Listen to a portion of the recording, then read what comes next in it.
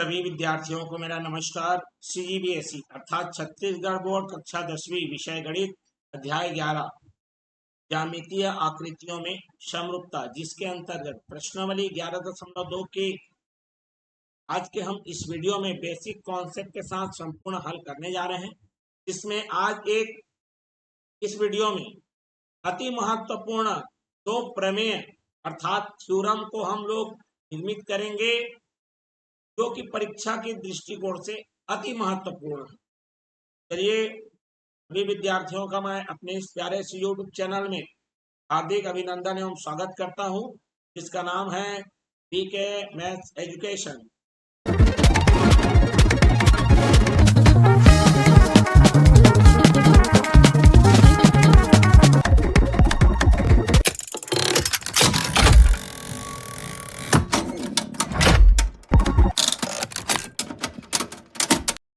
जैसा कि मैंने बताया 11.2 में बेसिक कॉन्सेप्ट को क्लियर करेंगे, जिसके अंतर्गत हम दो प्रमेय को पढ़ेंगे। जो विद्यार्थी हमारा पिछला वाला प्रश्नावली का वीडियो नहीं देखे हैं, लिंक उनके लिए डिस्क्रिप्शन बॉक्स में अवेलेबल है। जो लोग चैनल में नए, चैनल को सब्सक्राइब कर बेल आइकन नोटिफिकेशन ऑन कर लीजिए। वीडियो को पूरा अंत तक देखिए और वीडियो अच्छा लगे तो लाइक करिए और ज्यादा से ज्यादा लोगों में शेयर करिए। तो चलिए मैं शुरुआत करता हूं। प्रमेय नंबर 1। इस प्रमेय को आधारभूत अनुपातिक प्रमेय कहा जाता है और छोटे रूप में टेल्स प्रमेय। ठीक है, तो ये हमारा है, लिखता हूं यहां पर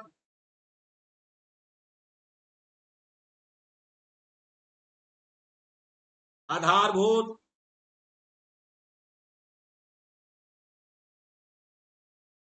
अनुपातिक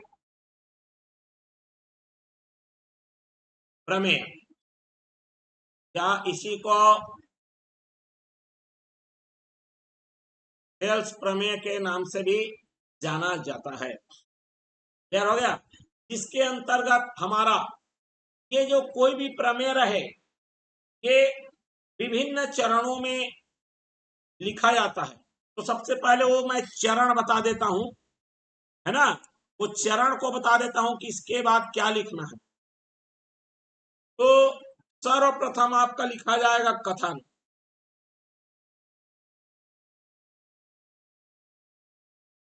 कथन में उस प्रमेय में क्या बोला गया है, क्या सिद्ध करना है, क्या दिया गया है, पूरा लिखा जाता है, बताया जाता है। ठीक है, जैसे मैं एक ले लेता हूं, त्रिभुज के तीनों कोणों का योग 180 अंश होता है।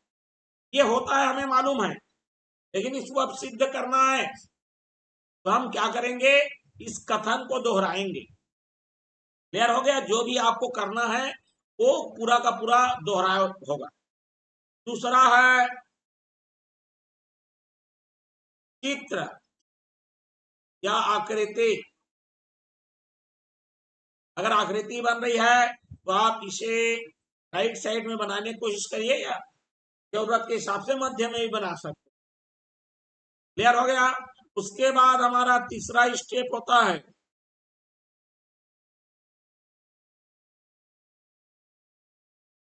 दिया गया है, मतलब उस कथन में आपको जो जो दिया गया है ना, जानकारी, उसको बताना है कि कोण ये दिया है, ये दिया है, भुजा दी गई है, कुछ भी जो दिया रहेगा वो आपको लिखना पड़ेगा। ठीक है, उसके बाद चौथा स्टेप सिद्ध करना है। ये कथन में ही दिया रहेगा कि आपको क्या सिद्ध करना है, यहां पर बताना पड़ेगा कि इसमें ये सिद्ध हमको करना है, जिसको निकालना है वैसी को सिद्ध करना। ठीक है, बात समझ में आ गया? उसके बाद पांचवा ये आती है रचना। अब ये रचना है, ऑप्शनल है, वैकल्पिक। अब मैं इसे वैकल्पिक क्यों कह रहा हूं, क्योंकि किसी किसी में जरूरत पड़ती है और किसी किसी में जरूरत नहीं पड़ती है। तो जहां जरूरत रहेगी वहां रचना करेंगे। और नहीं रहेगी वहां नहीं करेंगे। क्लियर हो गया। उसके बाद आती है हमारे पास छठवां जो है वो है उपपत्ति।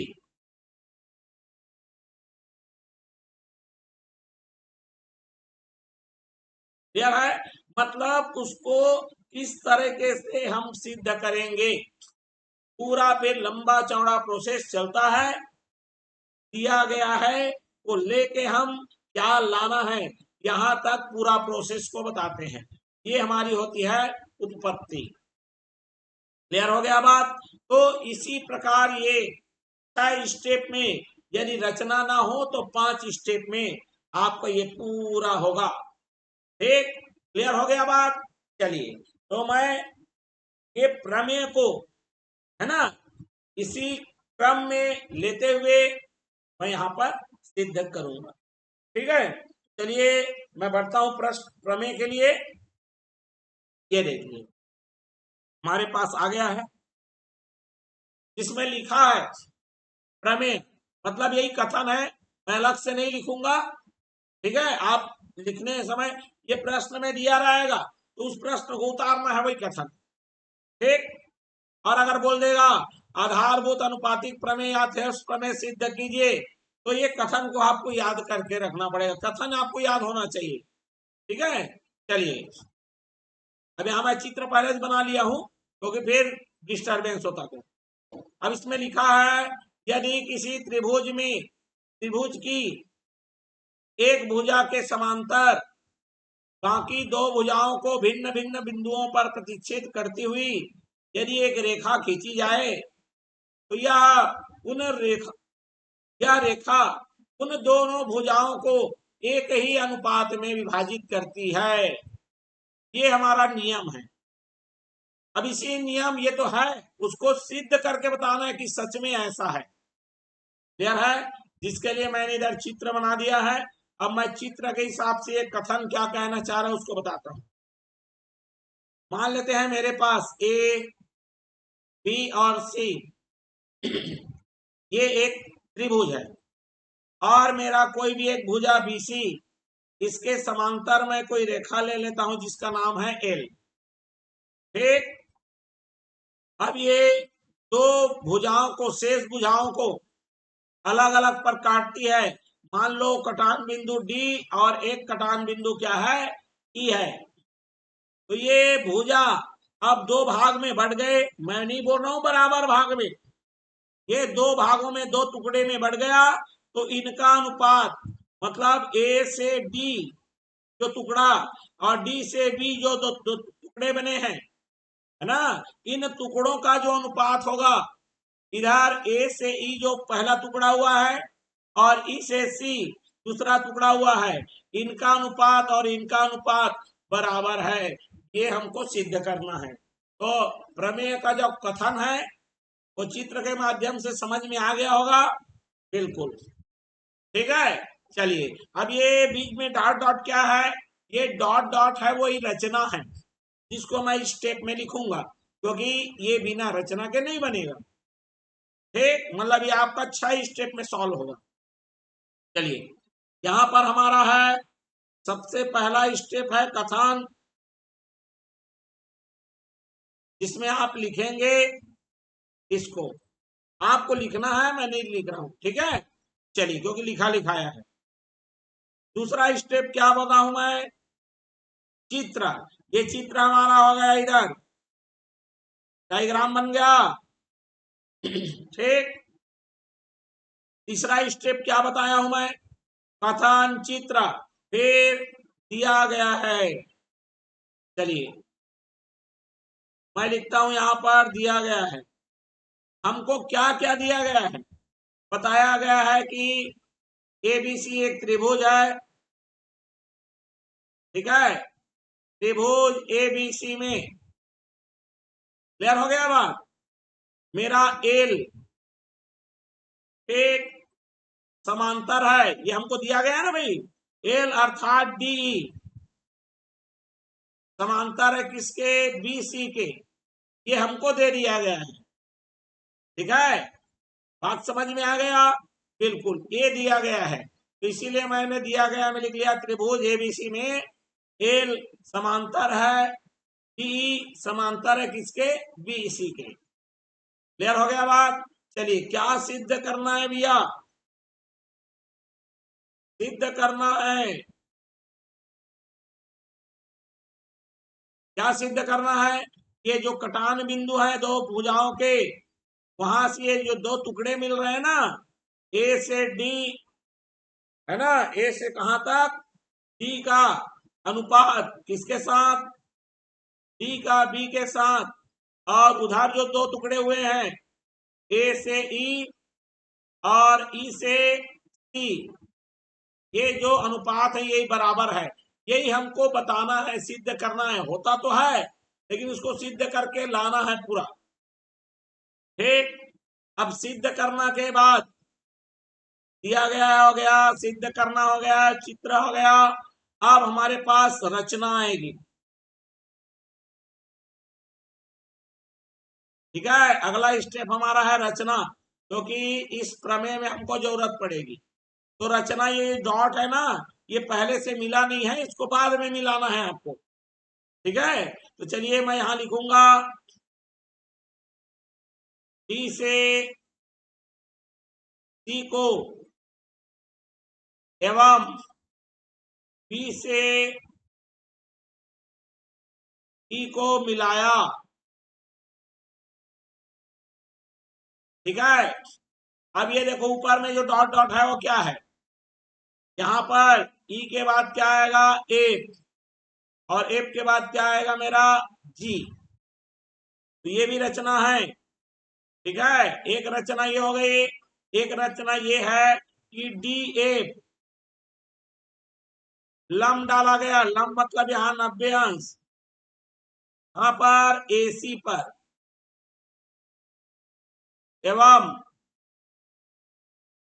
ई से जी एक लंब खींचा, कहां पर, ए बी पर खींचा गया।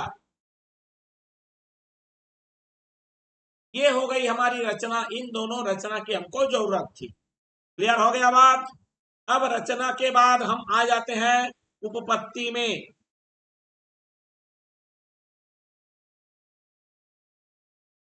ठीक है, मतलब हमको जो दिया गया है वहां से हम इसको कैसे सिद्ध करेंगे। ठीक, क्लियर हो गया बात। तो उपपत्ति में सबसे पहले आपको एक नियम बता देता हूं जो कक्षा 9वीं की है। ठीक है, कक्षा 9वीं में क्या नियम है मैं आपको समझाता हूं उसको। क्लियर है, तो कक्षा 9वीं का ये नियम है कि मेरे पास, देखो ध्यान से, एक ही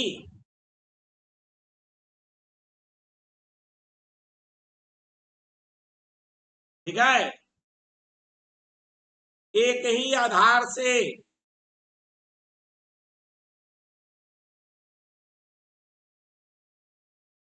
किसी समांतर रेखा के अंतर्गत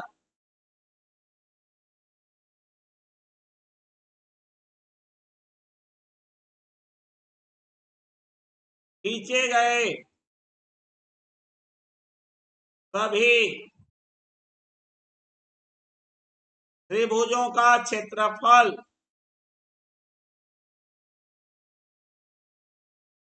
समान या बराबर होता है।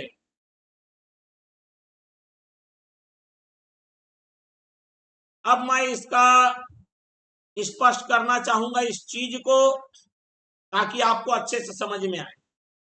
देखो भैया, मेरे पास ये एल है,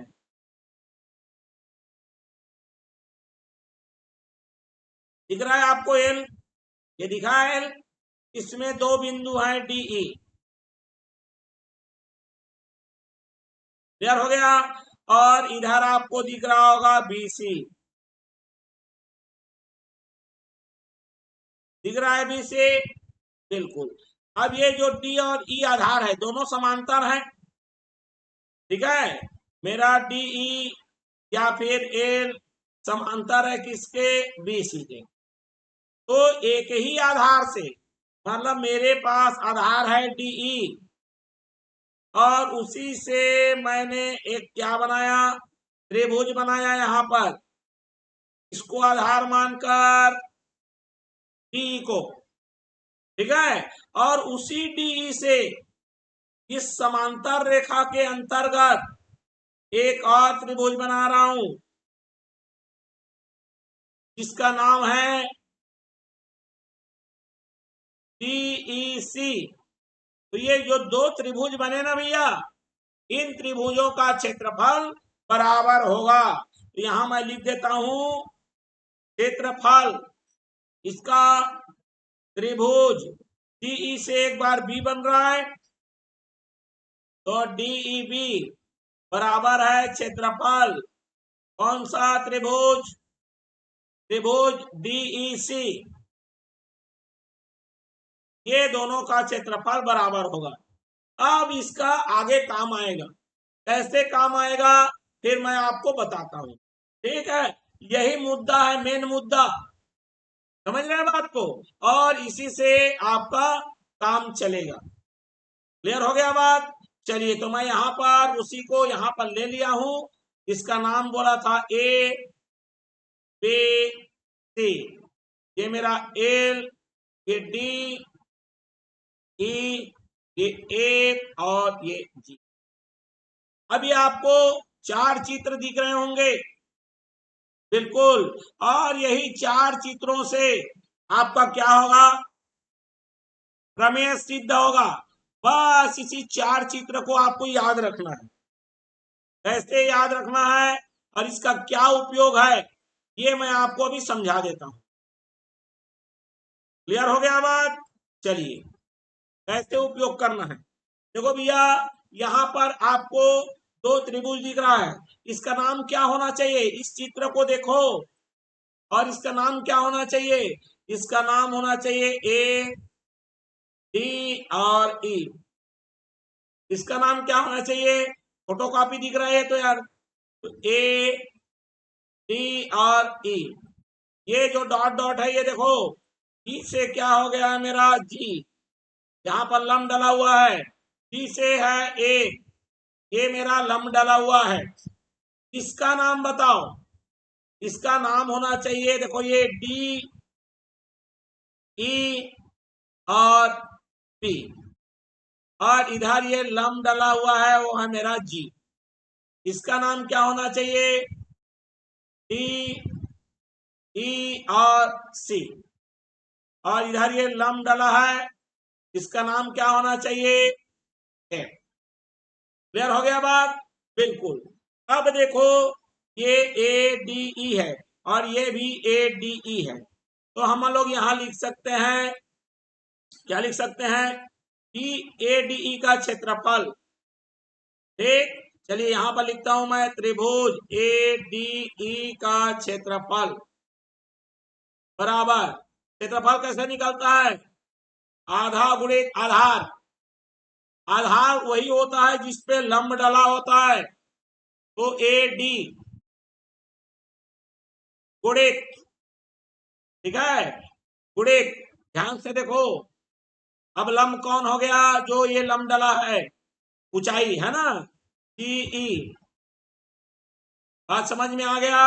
चलिए, ये क्या है मेरा, त्रिभुज ADE का क्षेत्रफल, भैया ये भी ADE है, ये भी ADE है, दोनों को सेम त्रिभुज है, मतलब क्षेत्रफल तो बराबर आएगा ही, लेकिन हमको आधार अलग लेना है। इस बार आधार लेना है AE को, गुणित मेरा DA। समझ में आ गया बात, बिल्कुल क्लियर हो गया। तो मैं यहां से कह सकता हूं, चलिए यहां पर मैं लिखता हूं, ठीक है। अब इसको देखो, ये मेरा त्रिभुज ये है और इधर त्रिभुज ये है, तो त्रिभुज DE और B का क्षेत्रफल बराबर, क्या सूत्र होता है, आधा गुणित आधार। तो देखो भैया, जब भी आधार के अंदर, मतलब त्रिभुज के अंदर यदि लंब ना डाल पाए तो उस भुजा को बढ़ाते हैं और लंब डाल लेते हैं। जैसे मान लो ये मेरा त्रिभुज है, ठीक है। अब मैं यहां से लंब डालना चाह रहा हूं, यहां से अंदर में तो लंब डलेगा ही नहीं, तो जिस भुजा में डालना है उसको आगे बढ़ाना पड़ता है और बाहर में लंब डलेगा। यही काम यहाँ हुआ है। यहां से ये अंदर में लंब नहीं डल सकता, इसीलिए डी और बी को बढ़ा दिया गया है। कहां तक? जी तक। फिर लंब डला है। ये आप बड़े त्रिभुज में देख सकते हैं, इधर बड़े वाले साइड में। तो इसका मतलब क्या समझे?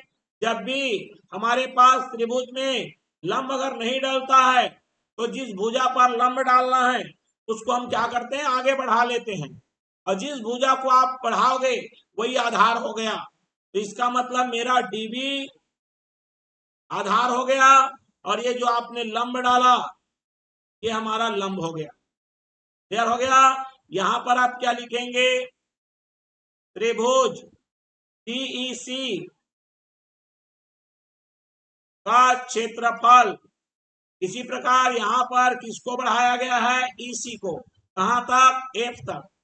क्लियर हो गया बात? चलिए, तो मैं यहां लिखता हूं बराबर में आधा गुणित आधार। इसको बढ़ाया गया है वही भुजा है आधार, और ये हमारा हो गया लंब डी एफ। ठीक है। अब यहां पर देखो ये भी एडी है, ये भी एडी है, तो त्रिभुज, ठीक है, एडीई का क्षेत्रफल वो तो बराबर होगा त्रिभुज एडीई के क्षेत्रफल के। समझ में आ गया? ये आ गया मेरा समीकरण ए। क्लियर हो गया? अब हमारे पास त्रिभुज, ठीक है, टीईबी का जो क्षेत्रफल है बराबर है त्रिभुज टीईसी का क्षेत्रफल से। ये आ गया समीकरण 2। अब ये जो क्षेत्रफल है वो बराबर आया क्यों है, वही लिखना है आपको, जैसा कि मैं शुरू में बता दिया हूं। इसका कारण बता दिया हूं ना, एक ही आधार से। तो यहां पर आपको उस कारण को लिख लेना है। ठीक है, एक ही आधार से समांतर रेखा के अंतर्गत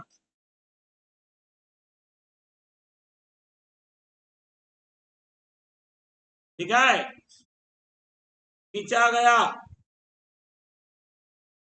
या बनाया गया, ठीक है, बनाया या खींचा गया सभी त्रिभुजों का क्या रहता है? क्षेत्रफल समान होता है। क्लियर हो गया बात? ये आप कारण स्पष्ट कर देंगे, मैं इसीलिए शुरू में बता दिया था। ठीक है, अब मैं एक काम करता हूं भैया, अंतिम आ गए हम। समीकरण 1 को आप भाग दे दीजिए समीकरण 2 से। समीकरण 1 को आप भाग कर दीजिए समीकरण किससे? 2 से। तो समीकरण हमारा ये है पहला, दूसरा भाग होगा पहला दूसरा, तो लिखेंगे त्रिभुज ए डी ई का क्षेत्रफल बटे, ठीक है, बटे देख लो त्रिभुज ए ए बी का क्षेत्रफल बराबर आएगा भाई। समीकरण 1 और 2 बराबर में है, तो उनको भाग करोगे तो बराबर ही रहेगा। त्रिभुज ए डी ई का क्षेत्रफल बटे क्या? त्रिभुज डीईसी का क्षेत्रफल।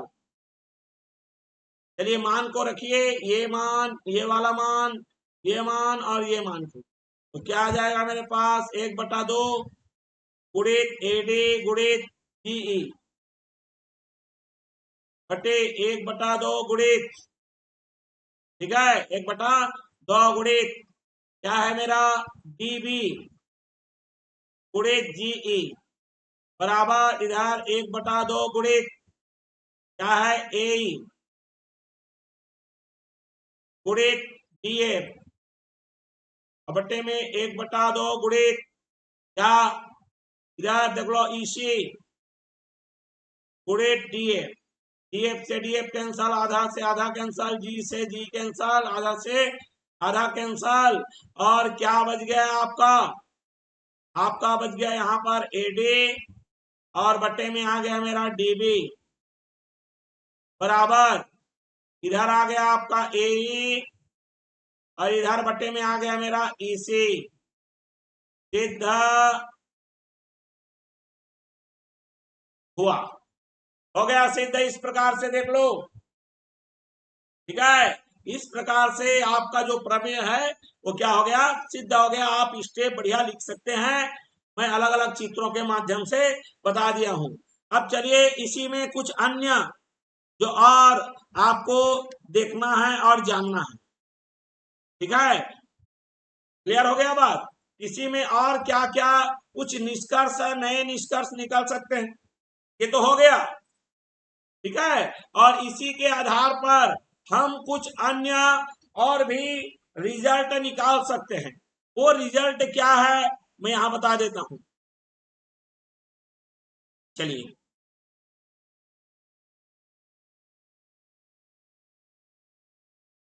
चलिए यहां पर एक मिनट,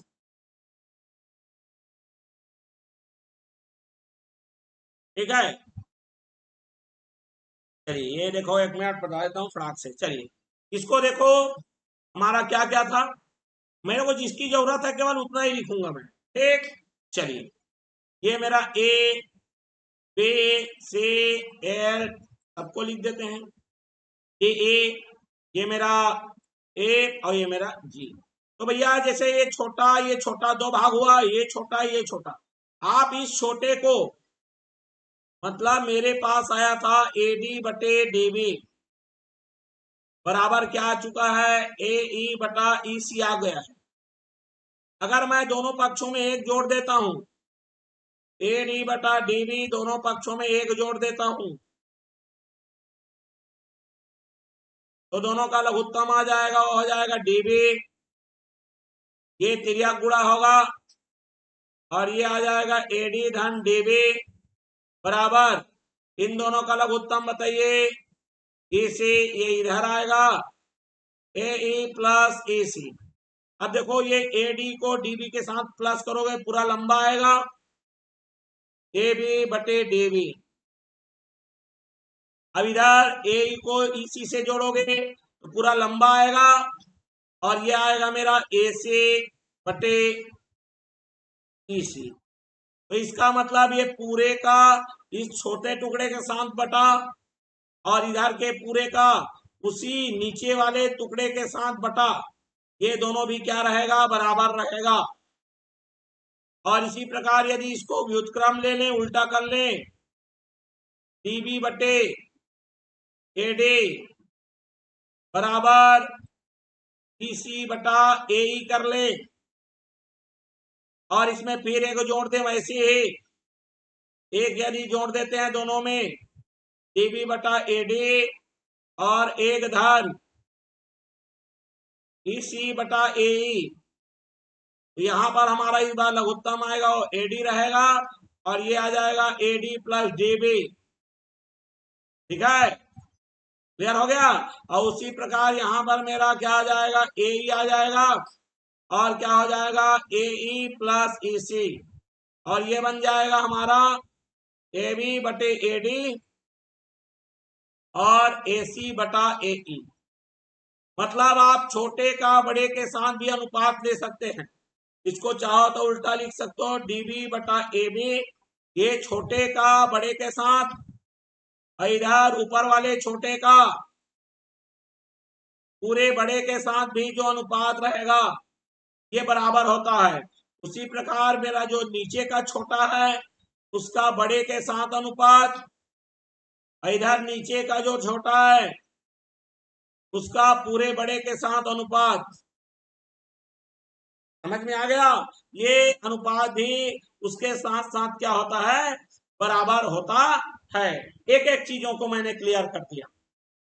ठीक, चलिए अब हम लोग इसका उल्टा पढ़ते हैं। क्लियर हो गया? अब इसका उल्टा पढ़ना है। उल्टा का मतलब क्या है? उल्टा का मतलब यह है भैया कि अभी मैंने क्या बताया? अभी मैंने बताया कि मेरे पास जो त्रिभुज है वो क्या था, उसमें रेखा समांतर दी गई है। मेरे पास जो त्रिभुज है उसमें कोई रेखा समांतर जा रही है, तो वह समान अनुपात में बांटती है। ये प्रमेय पहला वाला बताया। प्रमेय दो में इसका उल्टा है, इसीलिए विलोम बोलते हैं। मतलब हमको पहले से बता देगा कि त्रिभुज में कोई एक रेखा है जो उसे समान अनुपात में बांट रही है। हमको सिद्ध ये करना है कि वो जो जाएगी रेखा वो कैसी है, समांतर है। ये प्रमेय दो है। ठीक है, तो इसका मतलब मेरे को दे देगा समान अनुपात में बांटती है। कोई रेखा बोल देगा, समांतर नहीं बोलेगा, कोई रेखा। ठीक है, अब हमको क्या सिद्ध करना रहेगा? समांतर, ये हमको सिद्ध करना है। इसलिए इसको क्या बोलते हैं? आधारभूत अनुपातिक प्रमेय का विलोम। तो मैं लिखता हूं, इसका नाम देंगे हम आधारभूत अनुपातिक प्रमेय या थेल्स प्रमेय का विलोम। क्लियर हो गया बात? जिसके अंतर्गत बोला गया है यदि एक रेखा किसी त्रिभुज की दो भुजाओं को एक ही अनुपात में विभाजित करे, या एक ही के जगह क्या लिख देगा, समान अनुपात में विभाजित करे, तो वह तीसरी भुजा के समांतर होती है।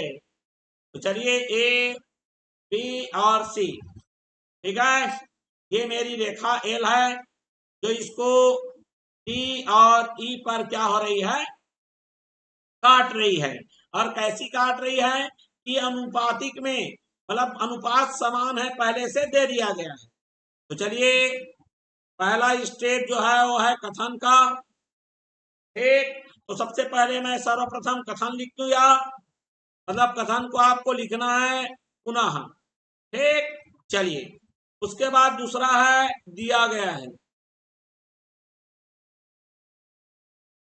दूसरा तो चित्र होता है। चित्र तो मैंने पहले बना लिया है ना, आप बनाएंगे। ठीक है, ये जो डॉट डॉट है ये बात की बात है, लेकिन पहले बना के रखा हूं, समझाऊंगा क्यों लिखा हूं मैं वो। दिया गया है, हमको दिया गया है कि त्रिभुज एबीसी है जिसमें ए डी बटे डी बी बराबर है ए ई बटे ई सी। इसको हमने पहले सिद्ध किया था, वो अब हमको पहले से दे दिया गया है। बात समझ में आ गया? चलिए फिर क्या करना है, सिद्ध करना है।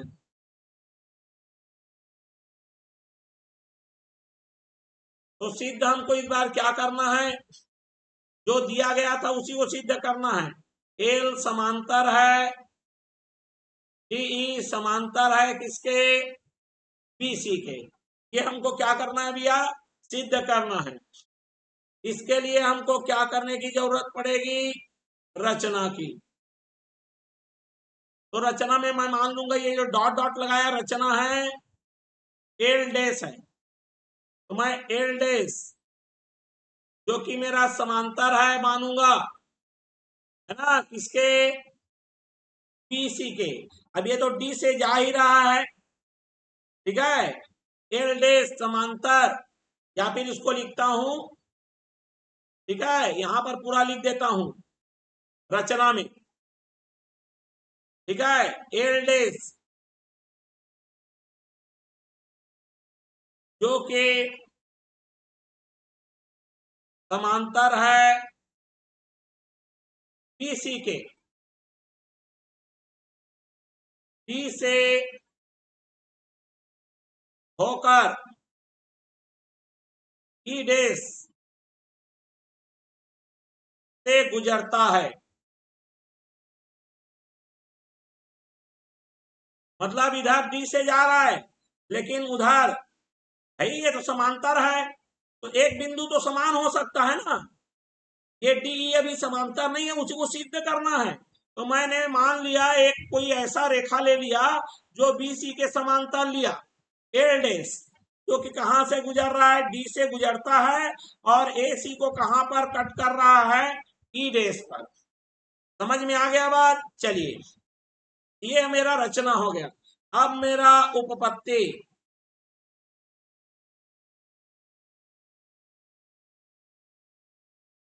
अब देखो, अभी अभी जो हमने पढ़ा है, ये इसको नया डिजाइन में बना रहा हूं मैं।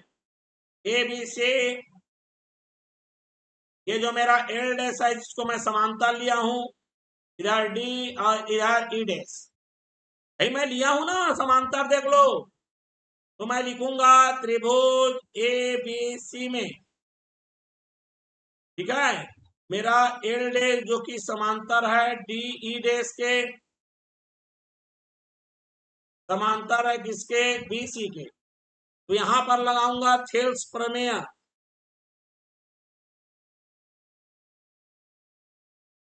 थेल्स प्रमेय से क्या हो जाएगा, नियम क्या कहता है, यदि कोई समांतर है तो भुजा का अनुपात बराबर है ए डी बटे डी बी, बराबर हो जाएगा ए ई डैश बटे ई डैश सी। ठीक है, परंतु ए डी बटा डी बी, ए डी बटा डी बी मेरे किसके बराबर दिया गया है, ए ई बटा ई सी के दे दिया गया है, बिल्कुल। ठीक है, तो इसको ले लेता हूं समीकरण एक, इसको ले लेता हूं समीकरण दो। तो समीकरण एक व दो से क्लियर हो गया। क्या मिला मेरे को, ये पक्ष इस पक्ष के बराबर है, तो क्या मिलेगा, ए ई डैश बटे ई डैश सी बराबर हो जाएगा ए ई बटे ई सी। अब क्या करना है, दोनों पक्षों में एक जोड़ दीजिए, ए ई डैश बटे E dash C plus one A E बटे ई सी प्लस वन, एक एक जोड़ दीजिए। दोनों पक्षों में जैसे ही जोड़ोगे वो पिछले वाली कहानी की तरह हो जाएगी। ये आ गया मेरा ई डैश से, अब ये तिर्यक गुणा होगा और ये आएगा A E dash plus E dash से। उसी प्रकार इधर क्या मिलेगा मेरे को, ई से तिर्यक गुणा करेंगे तो ये आएगा ए ई धन ई सी। अब देखो, ए ई डैश और ई डैश सी दोनों को जब जोड़ोगे तो क्या मिलेगा मेरे को, ए सी मिल गया, बट्टे में कौन आ गया, ई डैश से बराबर, इधर ए से ई और ई से सी को जोड़ोगे तो पूरा लंबा मिलेगा, जो कि आ गया ए सी, बटा में आ गया ई सी, ए सी से ए सी कैंसल हो जाएगा और बचेगा ई डैश सी बराबर ई सी। अब यहीं पे थोड़ा सा कहानी में ट्विस्ट है। ट्विस्ट कुछ इस प्रकार का है, ये देखो मेरे पास एक रेखा है, इसका नाम है ए सी। ठीक है, अब सी से ई डैश जाना है, सी से ई डैश जाना है, और उसी को बराबर है सी से ई के, और एक सेब रेखा में है, उतने ही दूरी पर जाना है। तो सी से ई डैश भी जाना है और सी से ई भी जाना है और उसी रेखा में जाना है भैया। तो क्या मतलब हो गया, जो ई डैश और ई दोनों क्या होंगे, समान होंगे, है ना। अतः मैं यहां पर लिखूंगा ई डैश एवं ई समान बिंदु होंगे, होंगे कि नहीं? बिल्कुल। लेकिन हमने तो यहां पर मान लिया है ये समांतर है, डी ई डैश समांतर है किसके? बीसी के। डी ई डैश, ठीक है, डी ई डैश है वो समांतर है किसके? बीसी के। लेकिन ई डैश और ई दोनों समान है, एक ही है, तो डी ई डैश के जगह ई लिख सकते हैं और ये समांतर हो गया बीसी के। क्लियर हो गया? और इस प्रकार क्या हो जाएगा मेरा? सिद्ध हो गया। ठीक है, क्या सिद्ध हो गया? कि हमारा यदि भुजाओं को यदि कोई रेखा समान अनुपात में बांटे तो वह रेखा जो उनको समान अनुपात में बांट रही है वह तीसरी भुजा के क्या हो जाएगी? समांतर हो जाएगी। इस प्रकार क्या हुआ है? सिद्ध हो गया हमारा। क्लियर हो गया? बात समझ में आ गया होगा तो चैनल को, वीडियो को लाइक कर दीजिए, चैनल को सब्सक्राइब कर बेल आइकन नोटिफिकेशन ऑन कर लीजिए। साथ ही साथ जो विद्यार्थी पिछला वाला वीडियो नहीं देख पाए हैं उन लोगों के लिए लिंक डिस्क्रिप्शन बॉक्स में अवेलेबल है, वहां से आप पूरे वीडियोस को, पुराने अध्यायों के वीडियो को भी आप देख सकते हैं। तो चलिए फिर मिलते हैं अगले इसका भाग में। 11.2 प्रश्नावली इन्हीं दो प्रमेयों पर आधारित है, तो अगले वाले भाग में हम उन प्रश्नावली के प्रश्नों को, इन नियमों को लगाकर हल करेंगे। चलिए फिर मिलता हूं मैं अगले वीडियो में। तब तक के लिए आप सभी विद्यार्थियों को मेरा धन्यवाद एवं नमस्कार।